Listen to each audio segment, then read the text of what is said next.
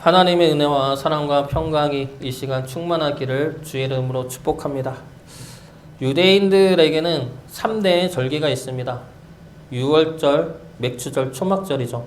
이 절기 때에는 모든 유대인들이 예루살렘에 와서 예루살렘 성전에 와서 절기를 지켜야 합니다. 그 절기가 유월절, 맥추절, 초막절인데 유월절은 애굽에서 어린 양의 피로 구원받은 날을 기념하는 절기입니다. 그리고 맥추절은 칠칠절, 오순절이라고도 하는 날인데 이 날은 첫 열매에 대한 감사절입니다. 그리고 맥추절, 칠칠절 때는 시내산에서 하나님의 말씀을 받음으로 하나님의 백성된 것에 대한 감사절기이기도 합니다. 이것이 맥추절, 칠칠절이죠. 그리고 초막절은 우리나라로 치면 추석 또는 추수감사주일이랑 비슷한 절기입니다. 추수에 대한 감사로 보내는 절기라 해서 수장절이라고도 합니다. 그리고 초막절은 광야에서 초막을 짓고 지냈던 것을 기억하기 위해 일주일 동안 초막을 짓고 그 안에서 지내야 합니다. 이것은 광야에서 우리를 인도하신 하나님에 대한 감사의 의미이죠. 그래서 초막절 또는 장막절, 장막을 치고 지낸다 해서 장막절이라 부릅니다. 이 3대의 절기는 아주 중요합니다.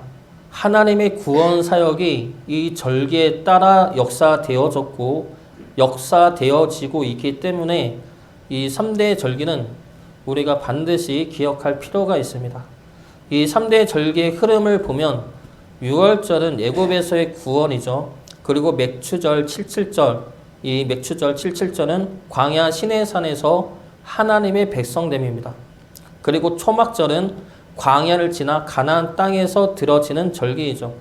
그래서 이 3대의 절기는 신약에 와서 6월절은 예수님의 십자가로 성취가 됩니다. 그러므로 우리를 죄와 죽음에서 구원해 내시죠. 그리고 맥추절, 칠칠절은 신약에 와서 어떠한 일이 일어납니까? 성령 강림 사건이 일어납니다. 성령 강림절이죠. 구약에서는 시내산에서 하나님의 백성이 되었다면 신약에서는 성령님이 내려오심으로 하나님의 교회가 세워지게 된 것입니다. 그러면 초막절은 무엇입니까? 아직 오지 않은 하나님의 나라를 의미합니다. 그러나 우리는 그곳에 가게 될 것이죠. 지금은 비록 광야 같은 곳에 있다 하지만 성령님이 우리를 인도하여 그 날이 되면 하나님의 거룩한 나라에 들어가 하나님이 주신 열매에 대한 감사와 찬양을 드리게 될 것입니다. 그 나라를 향하여 우리는 지금 올라가고 있는 중인 것이죠. 그러면 그 나라를 향하여 우리는 어떻게 올라가야 합니까? 오늘 본문 말씀은 초막절 때 일어난 말씀입니다. 초막절 때 예수님의 형제들, 예수님의 동생들이죠. 예수님의 형제들은 예수님을 향해 성전에 올라가라 말합니다. 사람들이 많이 모이는 그곳에 가서 여러 표적과 기적들로 자신을 드러내라 말합니다. 그러나 예수님은 그들의 말을 거부하고 홀로 은밀히 올라가십니다. 이것은 예수님이 올라가는 목적과 방식이 예수님의 형제들과 그리고 세상 사람들과 다름을 보여주고 있는 겁니다. 이들은 예수님을 향해 세상적인 방법으로 초막절을 맞이하여 올라가라 말합니다.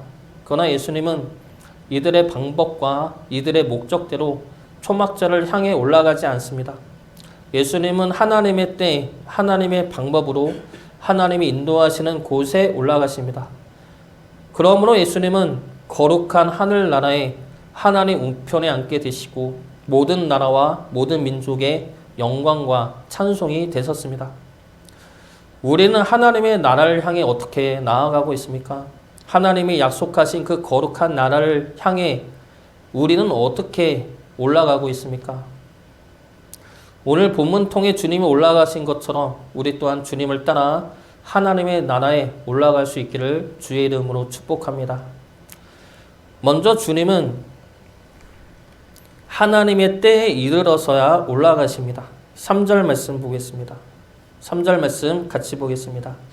그 형제들이 예수께 이르되 당신이 행하는 일을 제자들도 보게 여기를 떠나 유대로 가소서. 여기서 형제들은 예수님의 동생들이죠. 예수님의 친동생들입니다. 이들은 아직 예수님을 그리스도라 믿지 않습니다. 마가복음을 보면 예수님의 친척들은 예수님을 미쳤다고 생각을 해서 예수님을 잡으러 온 기록도 있습니다. 그래서 이들이 하는 말은 예수님이 그리스도임을 많은 이들이 믿도록 성전에 올라가십시오라는 말이 아닙니다. 이들은 예수님을 그리스도가 아니라 좋게 보면은 기적을 행하는 랍비, 나쁘게 보면 사람들을 현혹하는 사기꾼이나 이단 종교, 교주 그 정도로 보고 있는 겁니다. 그래서 이들은 예수님에게 조언을 하고 있는 것이죠. 어차피 형이 뭔가 일을 하려면 사람이 있어야 하지 않겠습니까? 사람들이 모여야 뭐를 할 수 있지 않겠습니까? 그러니 이번에 초막절 때 성전에 올라가서 기적을 행하던가 말씀을 전하던가 하십시오. 그때는 유대인 모두가 올 터이니 그때를 놓치지 마시고 일을 하십시오. 라는 말이죠. 이들의 이러한 요구에 예수님은 거절하십니다.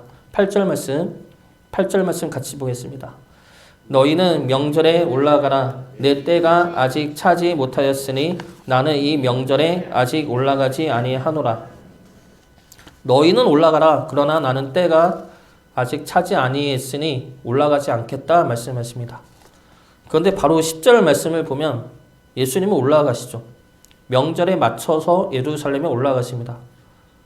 그러면 올라가지 않겠다 하신 예수님의 이 말씀은 거짓말입니까? 근데 이러한 패턴은 이미 앞에서도 나왔던 패턴입니다.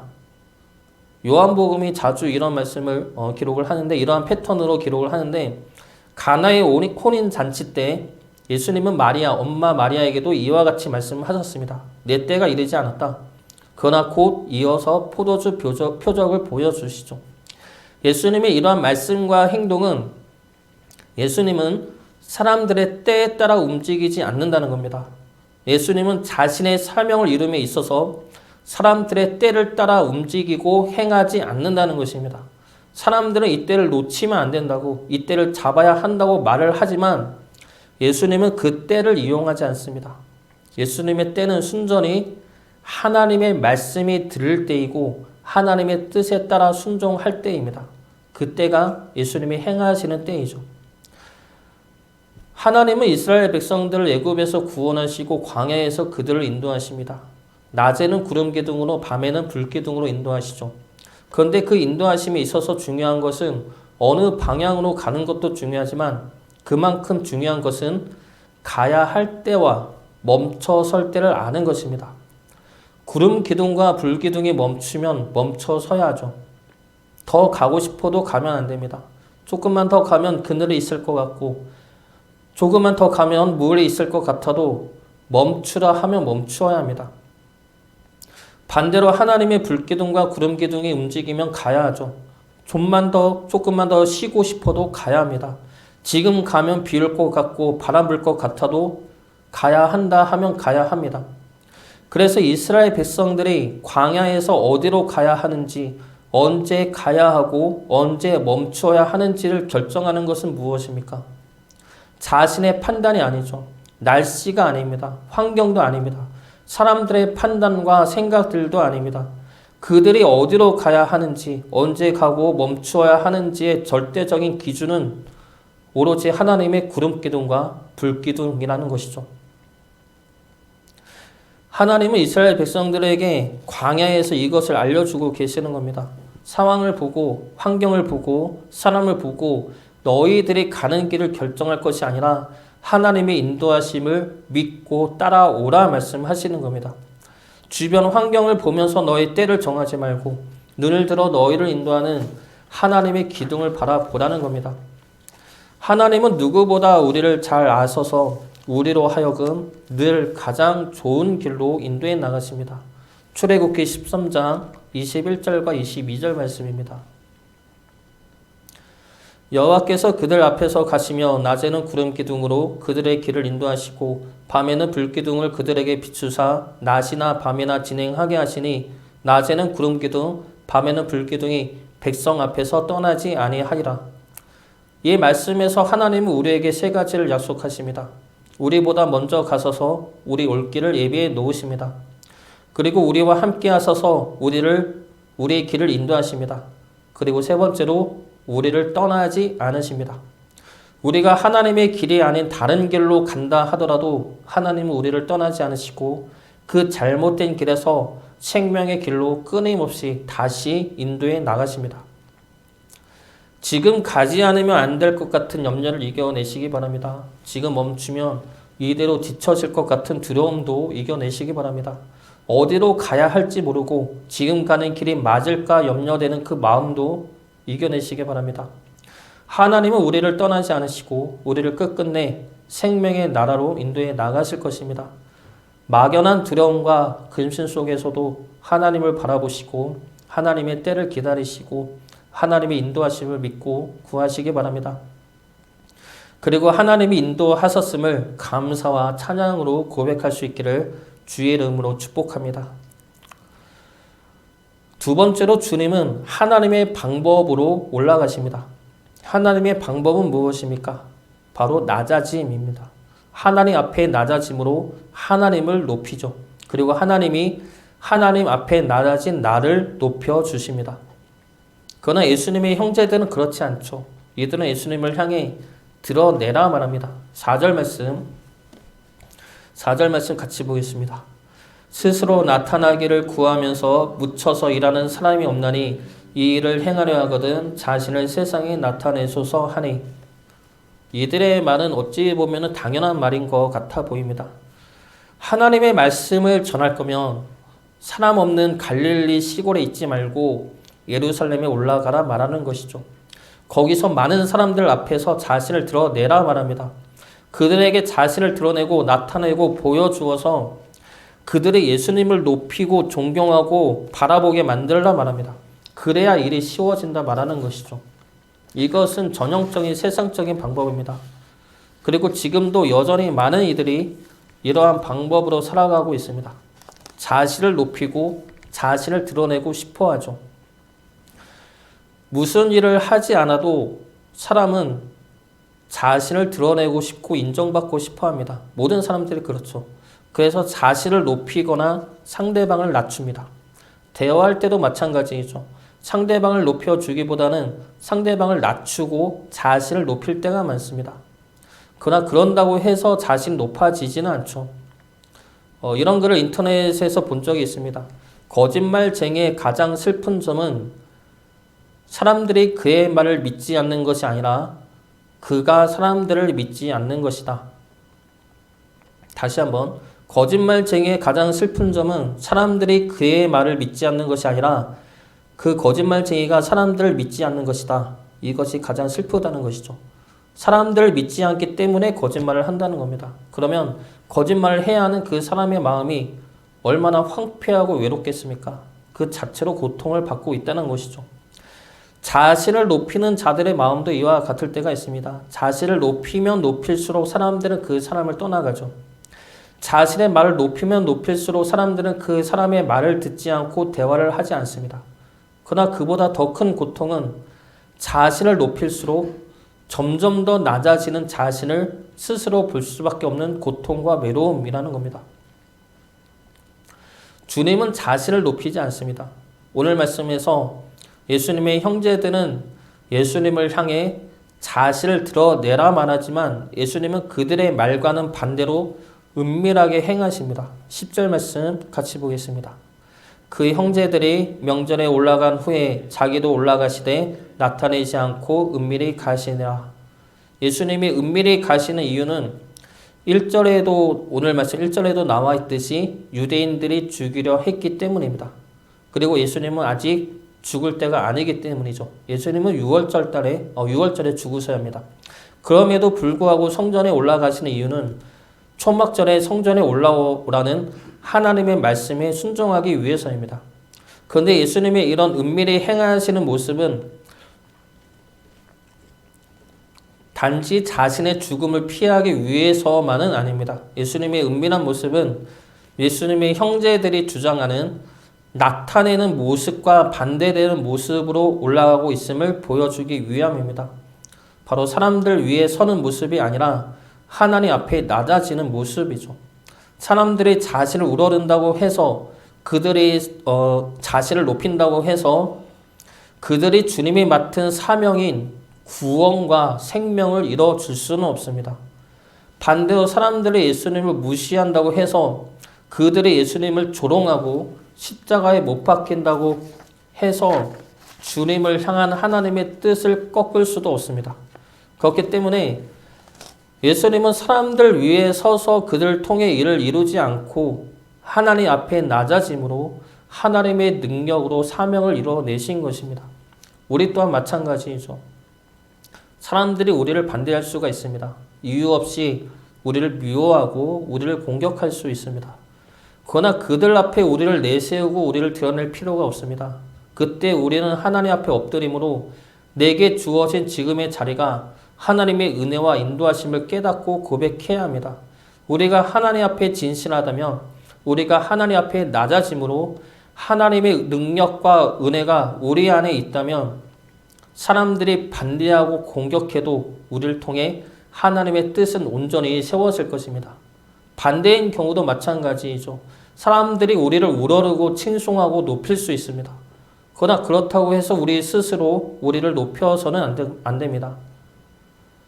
우리가 높아졌다면 우리의 능력이 아니라 우리를 높이신 하나님의 은혜이고 이 자리까지 인내와 사랑과 긍휼로 이끄신 하나님의 능력입니다. 그렇기 때문에 그때에도 우리는 하나님 앞에 낮아짐으로 우리의 교만을 제하여야 할 것입니다. 그러므로 우리 안에 역사하시는 하나님의 능력과 은혜가 여전히 우리를 통해 역사되어지게 해야 할 것입니다. 고린도전서 15장 9절과 10절 말씀입니다. 나는 사도 중에 가장 작은 자라. 나는 하나님의 교회를 박해하였으므로 사도라 칭함받기를 감당하지 못할 자니라.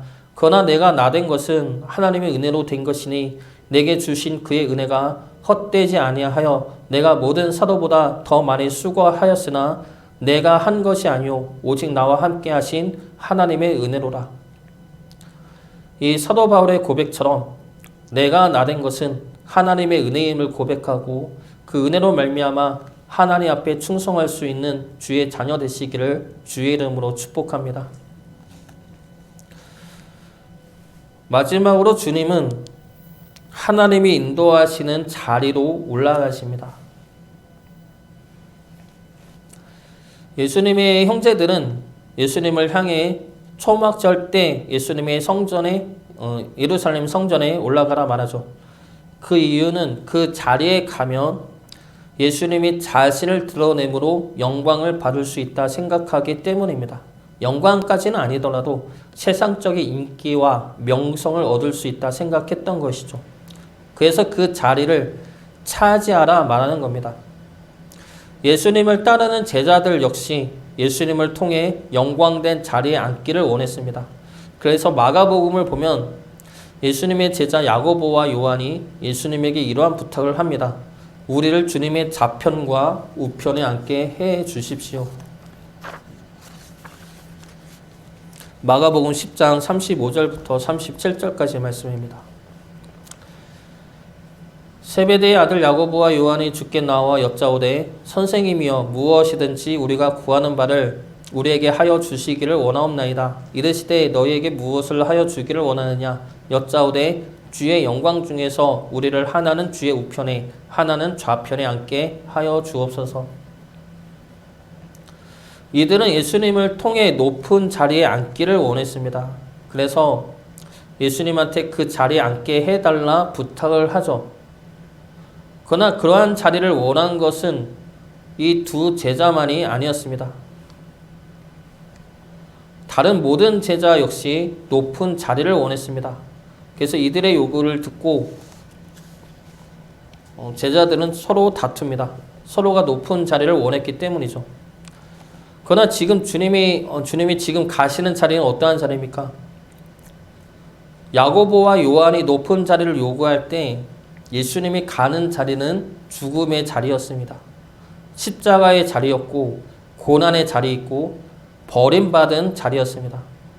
누가복음 9장 22절 말씀입니다. 이르시되 인자가 많은 고난을 받고 장로들과 대제사장들과 서기관들에게 버림받아 죽임을 당하고 제3일에 살아나야 하리라 하고, 예수님이 가고자 하시는 자리는 고난과 버림받음과 죽임을 당하는 자리입니다. 그러나 동시에 그 자리는 영광의 자리이고 은혜의 자리입니다. 하나님이 이끄시는 자리이며 하나님의 뜻이 이루어지는 자리이며 하나님에게 올라가는 자리입니다.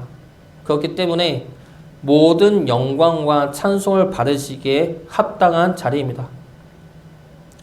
그리고 그 자리는 주님을 믿는 우리 역시 올라가야 할 자리입니다.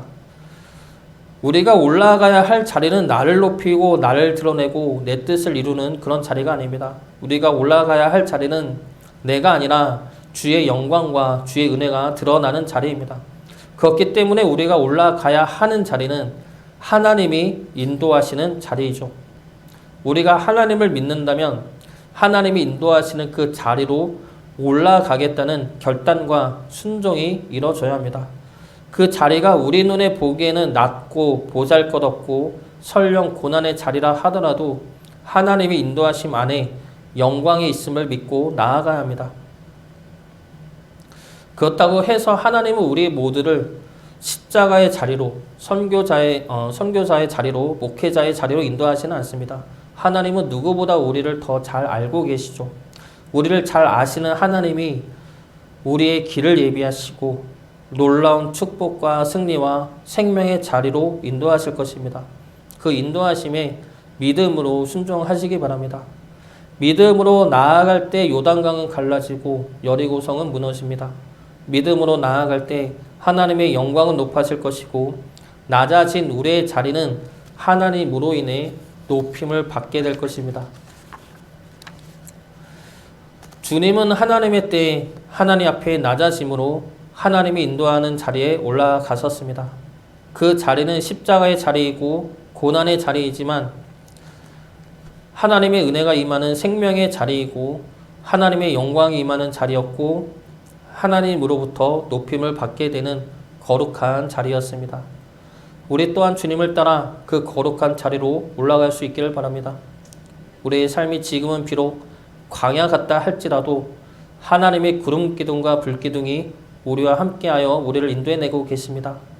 우리가 가는 길이 어둡고 끝이 없어 보여도 어둠은 빛을 이길 수 없으며 주님은 빛으로 오셔서 우리를 빛 가운데로 구원해 내실 것입니다. 우리와 지금도 함께 하시며 우리를 빛의 길로 이끄시는 주님을 믿고 의지함으로 우리의 발걸음마다 주의 영광과 뜻을 드러낼 수 있기를 주의 이름으로 축복합니다.